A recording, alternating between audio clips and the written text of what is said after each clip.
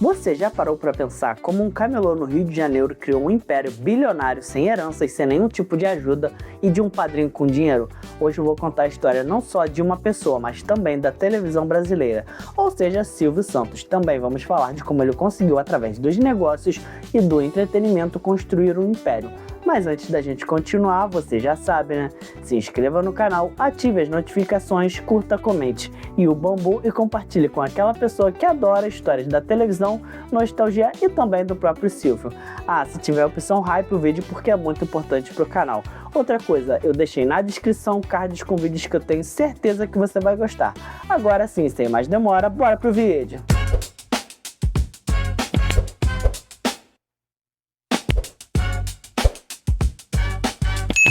O início. A história do maior comunicador do Brasil começa lá em 12 de dezembro de 1930 no bairro da Lapa, no Rio de Janeiro. Cenoura Abravanel era o filho primogênito de Alberto e Rebeca, imigrantes judeus que vieram do antigo Império Otomano para tentar a vida no Brasil. Não eles, mas a descendência deles.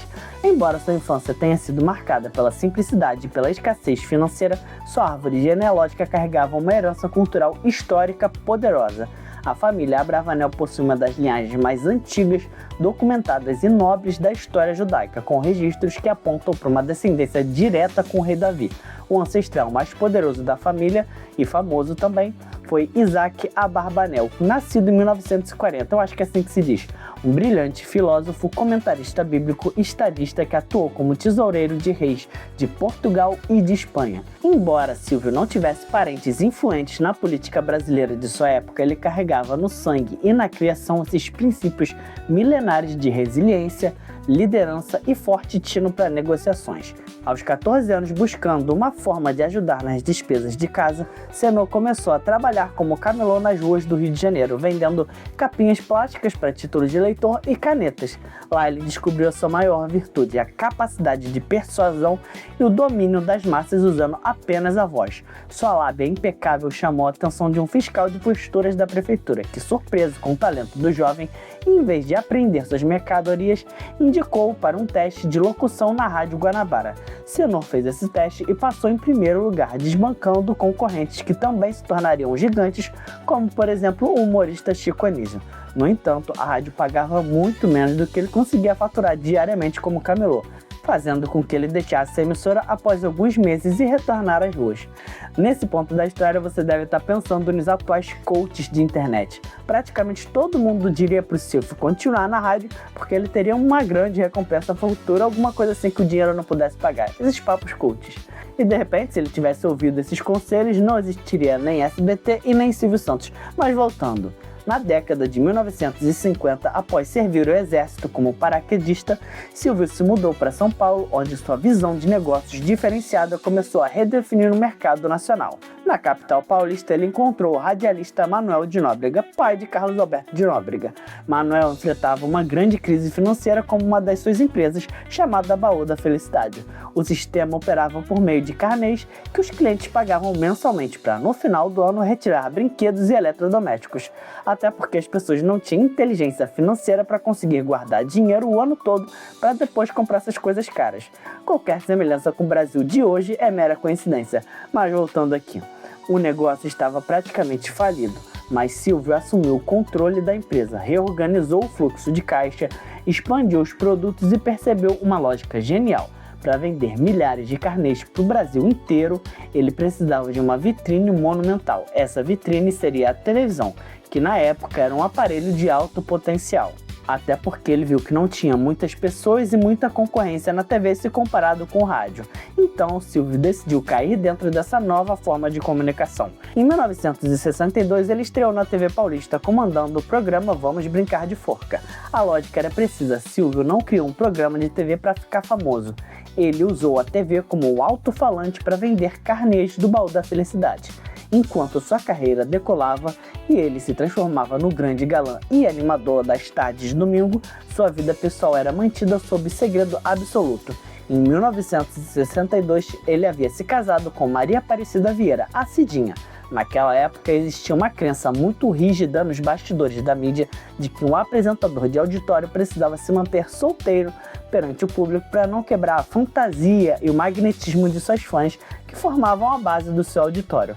Alimentado por conselhos de diretores e do próprio Manuel de Nóbrega, Silvio aceitou essa estratégia e escondeu o casamento e as suas duas primeiras filhas, Cíntia e Silvia, da imprensa e do público em geral por mais de várias décadas. Essa decisão cobrou um preço emocional altíssimo. Em 1977, Cidinha faleceu precocemente aos 38 anos, vítima de câncer agressivo no estômago. Silvio ficou completamente devastado. Anos mais tarde, em entrevistas raras e confessionais, ele admitiu que esconder a primeira esposa foi o maior arrependimento da sua vida, classificando como uma atitude imatura, vaidosa e imperdoável. O trauma dessa perda mudou drasticamente a sua postura, fazendo com que ele passasse a exibir com orgulho a família quando se casou novamente, anos depois, com Iris Abravanel. Quando eu me lembro da minha mulher que morreu, e quando eu me lembro que eu dizia que era solteiro, quando eu me lembro que eu escondia as minhas filhas para poder ser o galã, para poder ser o herói, quando falo com a minha consciência, eu acho que é uma das coisas imperdoáveis que eu fiz diante da minha imaturidade. Cida morreu, Silvinha e Cíntia foram discutidas, são minhas filhas, não são minhas filhas, era casado, não era casado, e hoje eu vejo as besteiras que eu fiz, e quando eu vejo alguém fazendo o mesmo que eu fazia, eu olho e digo, meu Deus do céu, como esse homem infeliz. Início e expansão do Império. Após consolidar o seu público alugando horários na Rede Globo, onde permaneceu até 1976, Silvio compreendeu que ser apenas um locatário de horários o deixava vulnerável, até porque nessa época a Globo já estava começando a miná-lo, apesar de ser a maior estrela da TV. Seu contrato estava chegando ao fim e a relação dele com o Boni, o diretor na época, era bem tensa. Sabendo que a Globo queria focar em um padrão jornalístico e novelas e que seu programa de auditório corria riscos, Silvio comprou 50% das ações da Rede Record em 1972 de uma forma secreta, usando um testa de ferro, Joaquim Sintra Gordinho. Em tese ele era o dono, porém, na verdade, o Silvio é quem era. Enfim, voltando aqui. Silvio queria garantir um canal caso fosse demitido. Quando ele finalmente saiu da Globo em 76, ele passou a transmitir o programa Silvio Santos na Record e simultaneamente na TVS, Canal 11 no Rio de Janeiro, uma concessão que havia acabado de ganhar do governo militar. Essa junção de canais ficou conhecida como REI, Rede de Emissoras Independentes. Agora você deve estar pensando, se ele era dono de metade da Record e passava seu programa lá, por que ele criou o SBT? Bem, existem alguns motivos principais. A falta do controle total. Ele dividia o comando da Record com a família Machado de Carvalho. Outro ponto é que ele queria mandar sozinho fazer a TV do seu jeito, popular e focado no auditório. Outro ponto era o alcance limitado. Naquela época, a Record tinha forte presença em São Paulo, mas não tinha uma rede nacional que batesse de frente com a Globo. E o último ponto foi a crise financeira. A Record enfrentou incêndios devastadores nos seus estúdios e passava por uma crise financeira gigantesca nos anos 70. O nascimento do SBT. Em 1980, a gigantesca TV Tupi foi à falência e o governo federal abriu concorrência para as concessões caçadas. Silvio Santos viu a oportunidade de ouro. Ele montou um plano, usou sua imensa popularidade e conseguiu a concessão de vários canais da antiga Tupi. Em 13 de agosto de 1981, ele uniu esses novos canais à sua TVS do Rio e fundou o SBT, Sistema Brasileiro de Televisão, uma rede 100% sua e com alcance nacional. Durante toda essa década de 80, Silvio Santos foi bizarramente dono do SBT e da metade da Record ao mesmo tempo. Como o SBT virou um sucesso estrondoso e a lei brasileira não permitia que o mesmo grupo controlasse tantas concessões geradoras, Silvio decidiu se livrar da Record, por motivos que eu disse anteriormente. Em 89, ele vendeu sua parte e a parte da família Machado, tudo num combo completo para o bispo Edir Macedo, transformando a Record na gigante que conhecemos hoje. Mas voltando aqui, o canal nasceu com uma identidade popular marcante, apostando em programas de auditório vibrantes, novelas mexicanas dramáticas e desenhos animados, tornando-se a única emissora capaz de rivalizar diretamente a liderança com a Rede Globo por décadas. Paralelamente, o grupo Silvio Santos expandia seus tentáculos para diversos setores econômicos. Naquele momento, o baú da felicidade já não era suficiente, por isso foram criadas outras empresas como Telecena, que foi lançada em 91, revolucionando o mercado de títulos de capitalização atrelados a sorteios na TV. A Jequiti Cosméticos, criada em 2006, ela se tornou gigante nas vendas diretas por catálogo impulsionadas por programas como Roda Roda Jequiti, Hotel Jequitimar, um resort de luxo localizado no Guarujá, em São Paulo. Curiosidade rápida, existia uma versão brasileira do Chaves, onde ele não foi para Acapulco tirar férias, e sim no Guarujá do Silvio Santos. Ao invés do episódio se chamar Férias Acapulco, o episódio se chamava Férias no Guarujá. E o famoso e polêmico Banco Pan-Americano, o banco que era focado em crédito popular, que em 2010 se envolveu em um grande escândalo de fraude bilionária. Demonstrando sua obsessão por honrar compromissos, Silvio pegou empréstimos colocando suas próprias empresas e seu patrimônio pessoal como garantia para obter o dinheiro necessário para salvar o banco e proteger os correntistas, que no caso são as pessoas comuns. Ele fez isso tudo antes de vender para a instituição BTG Pactual, ou seja, ele de fato estava preocupado com as pessoas, até porque se fosse outra pessoa simplesmente iria vender por qualquer valor e dane-se as pessoas que foram lesadas. Antes que você pergunte se o Banco Pan-Americano ainda existe, sim, ele ainda existe, só que com outro nome. Hoje ele é conhecido como Banco Pan, a quase aposentadoria e seu sucessor. No final da década de 80, Silvio Santos enfrentou uma das maiores crises combinadas de saúde e gerenciamento de sua emissora. Ele começou a apresentar sérios problemas crônicos nas suas cordas vocais, que o deixavam completamente rouco ao vivo, e recebeu o diagnóstico de uma lesão na pálpebra que se revelou um câncer de pele, carcinoma. Assustado e com medo do avanço da doença e com o risco real de perder a voz ou ter que se afastar definitivamente dos palcos, Silvio acionou seu plano de sucessão dominical. O herdeiro natural do trono na época era Augusto Liberato, o Gugu, que já liderava a audiência de sábado no comando do Viva a Noite. Sabendo da fragilidade de Silvio e do SBT, a Rede Globo agiu rápido e ofereceu a Gugu um contrato milionário e irrecusável para assumir os domingos da emissora carioca. Gugu aceitou a proposta, assinou o contrato e fechou para gravar chamadas promocionais na nova casa. Ao perceber que perderia seu substituto e que os domingos da SBT ficariam desprotegidos, Silvio tomou uma atitude desesperada e sem precedentes na história da TV brasileira. Viajou pessoalmente até o Rio de Janeiro, dirigiu-se até a sede da Rede Globo, entrou sem agendamento no gabinete do próprio Roberto Marinho. Então ele abriu o jogo sobre seu real estado de saúde, revelou a gravidade do seu câncer e seus problemas na garganta. Ele explicou que a saída de Gugu significaria a ruína do SBT. Diante do apelo pessoal e dramático do concorrente, Roberto Marinho aceitou rescindir o contrato recém-assinado sem cobrar a multa correspondente. Até porque, além da amizade, o Roberto Marinho também tinha gratidão a Silvio, porque nos momentos mais difíceis em que a Rede Globo quase faliu e estava sem dinheiro até para pagar os funcionários, Silvio emprestou o dinheiro para eles. Mas voltando aqui. Com o sucesso de sua missão, Gugu retornou ao SBT, porém com um salário astronômico e a garantia de dividir os domingos com o patrão, iniciando a era de ouro do Domingo Legal. Enquanto isso, Silvio Santos viajou aos Estados Unidos para tratar o câncer e recuperar suas cordas vocais. Silvio Santos, presidente. Senhoras e senhores, moças e rapazes, meninas e meninos, eu já comecei a receber presentes nessa campanha eleitoral. O meu irmão chegou em casa e disse que a agência de propaganda que trabalha para as nossas empresas me deu o primeiro presente desta campanha. E vocês vão ver o presente que eu ganhei.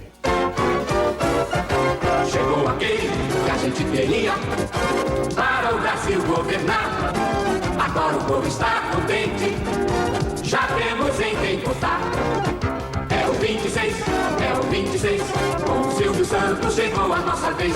É o 26, é o 26, com o Silvio Santos chegou a nossa vez. Silvio Santos já chegou e é o 26. Silvio Santos já chegou e é o 26. Silvio Santos já chegou e o Brasil ganhou 26.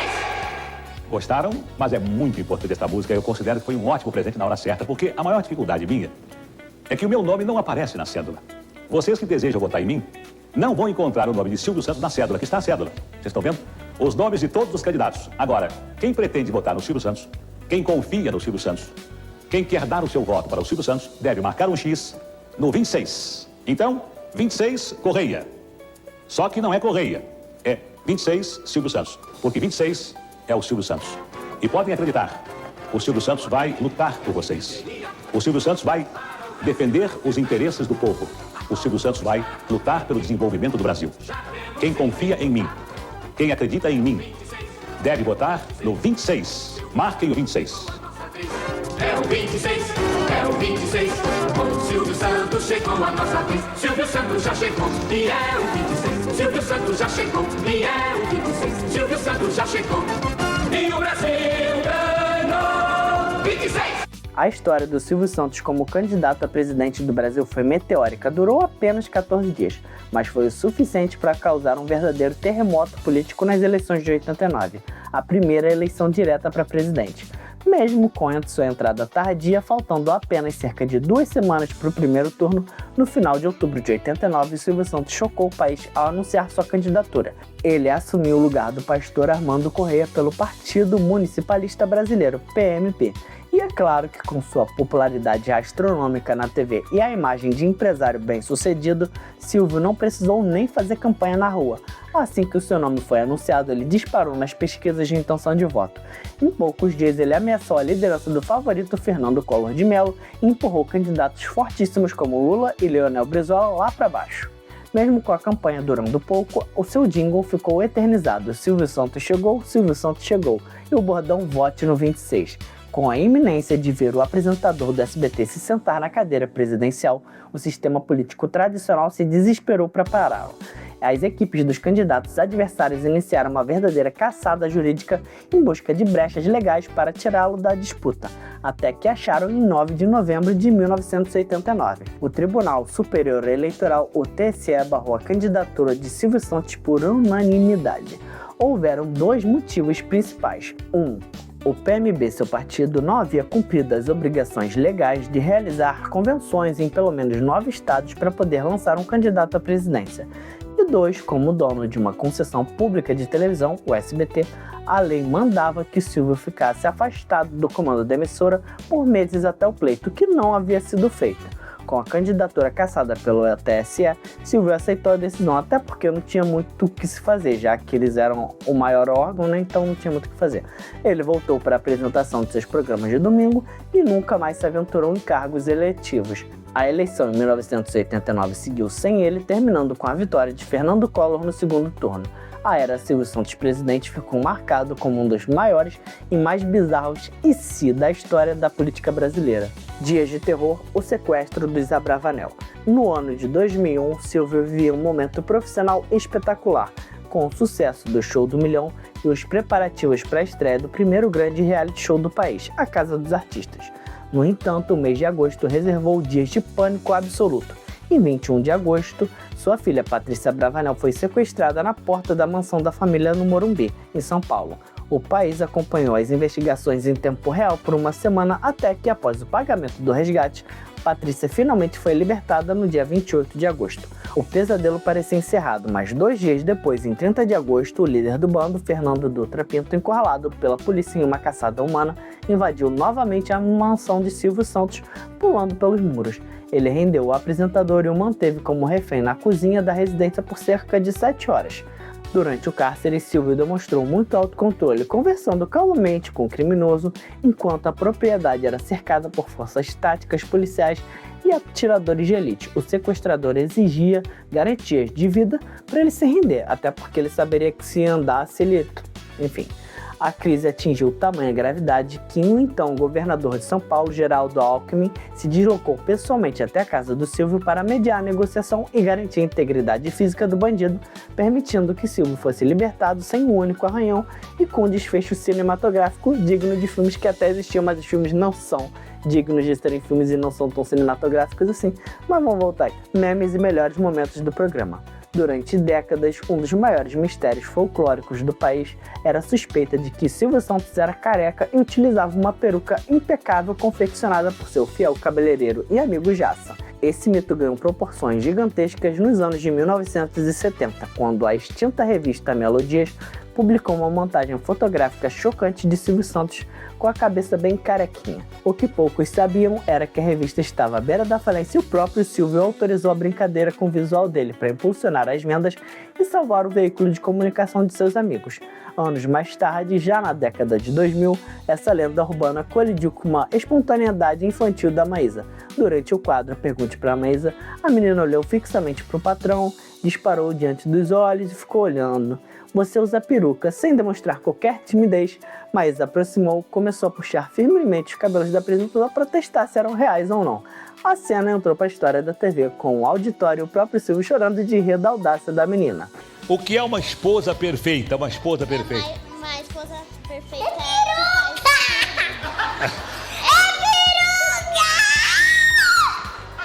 O quê? É peruca! Você usa peruca!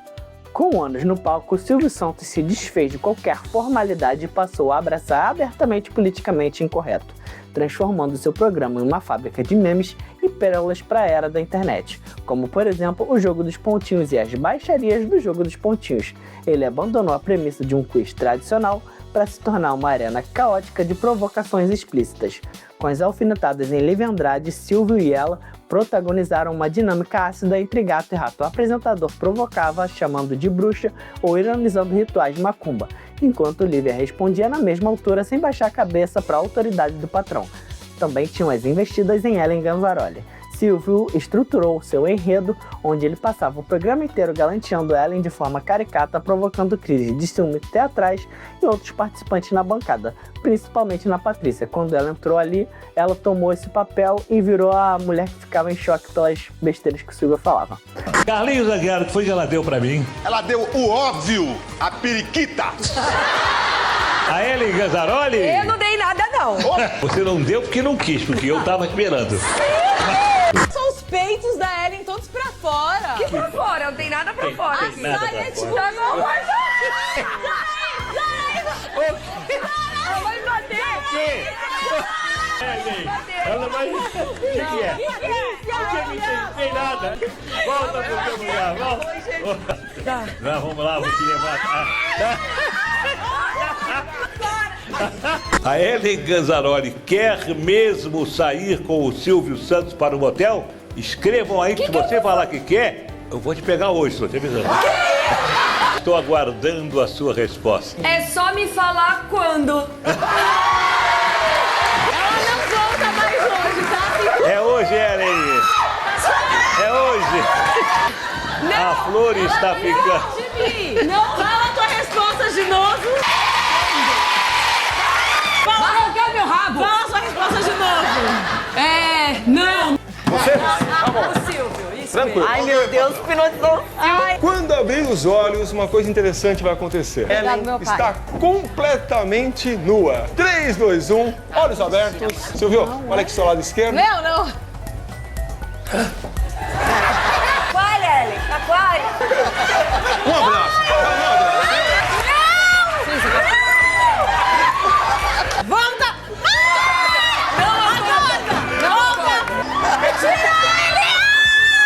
Tira! Você está peladão também.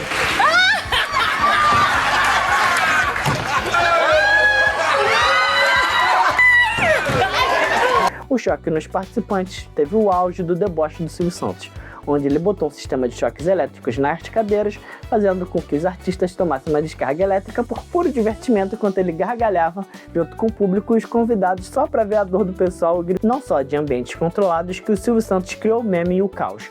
Muitas vezes memes e momentos grandiosos aconteceram de forma espontânea e acidental. Um clássico momento do programa onde o participante falhou miseravelmente ao tentar cumprir um desafio verbal no palco.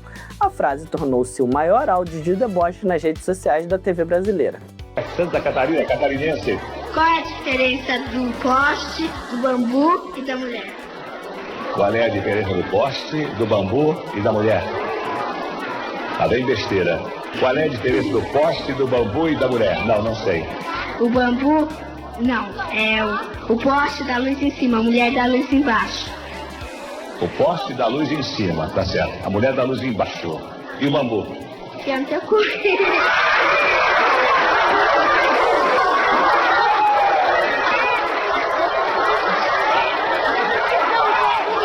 Boca suja. Sem vergonha. Sem vergonha. E o bambu? A piada do bambu. Nesse momento o programa estava ao vivo e essa menina do auditório o pegou de surpresa, com uma charada obscena ao vivo, deixando o mestre da comunicação momentaneamente sem palavras antes de explodir em riso. É claro que uma criança xingando na TV ao domingo, no topa tudo por dinheiro, Silvio decidiu testar a segurança de uma pegadinha e acabou caindo dentro de um tanque cheio d'água. Ele continuou apresentando o programa completamente encharcado de terno e gravata. Caiu as calças do... É a primeira... Caiu as calças do animador. Segura! Quem mandou não segurar? Ai! Isto é incrível. Fica quieto aí com esse negócio de... Tá vendo? Durante a gravação de seu programa, o cinto de Silvio Santos abriu e suas calças caíram até os joelhos. Em vez de interromper a gravação ou mandar cortar o trecho na edição, ele permaneceu no palco de cueca, segurando as calças e fazendo piada com a sua própria situação, enquanto a produção parava tudo para tentar ajudá-lo. É raça negra ou Silvio Santos? Raça negra. Então você tem alguma coisa contra os brancos?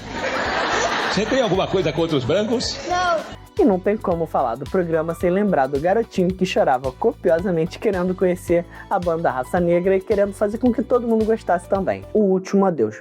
Nos seus últimos anos de vida, Silvio Santos reduziu drasticamente suas aparições nos estúdios da SBT, passando longas temporadas de descanso em sua casa na Flórida, Orlando. Fãs tiravam fotos com ele em supermercados e outros lugares do tipo. Silvio sempre estava usando camisas floridas berrantes com combinações extravagantes e pijamas coloridos completos. Nada de coisa luxuosa ou ostentador. Ele consolidou uma imagem de bilionário descontraído que agia como um simples avô.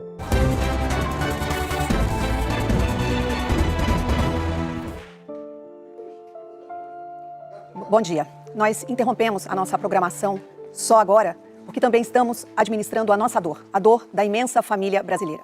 E agora falando olho no olho do público do SBT, para dar uma notícia que nós nunca desejamos dar. A morte do apresentador Silvio Santos aos 93 anos.